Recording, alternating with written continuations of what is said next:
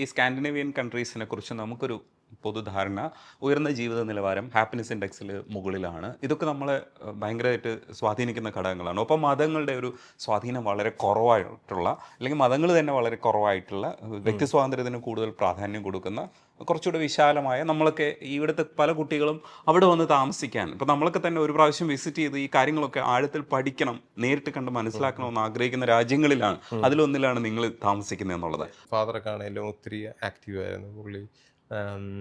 ഈ charismatic topics, ധ്യാനങ്ങൾ അവിടെ ഒത്തിരി ആൾക്കാരെ കൊണ്ടുവരുന്നത് അത് ഒക്കെ ആണേലും കുറഞ്ഞു. ഒരു കാലത്ത് 90കളിൽ നല്ല ആക്റ്റീവ് ഒത്തിരി ഫേമസ് ആയിട്ടുള്ള എനിക്ക് തോന്നുന്നു നായക്കൻ പറമ്പിലച്ഛനൊക്കെ അങ്ങനെയൊക്കെ പുള്ളി ഒക്കെ അങ്ങനെ എനിക്ക് എൻ്റെ ഓർമ്മ വരുന്നത് അന്നൊക്കെ വലിയ ധ്യാനഗുരു എന്ന് പറയുന്ന അച്ഛന്മാർ അവരെയൊക്കെ അന്ന് അവിടെ കൊണ്ടുവരുന്ന ഒത്തിരി പേര് അവിടെ വരുമായിരുന്നു. അങ്ങനെ ഏം, ഉണ്ടായിരുന്ന ഒരിത് അതും കുറഞ്ഞു. എനിക്ക് തോന്നുന്നു ഞങ്ങളുടെ തലമുറയിൽ അതിന് അത്ര ഒരു ഇമ്പോർട്ടൻസ് ഇല്ല. പക്ഷെ കൾച്ചറൽ കാര്യങ്ങൾക്കുണ്ട്.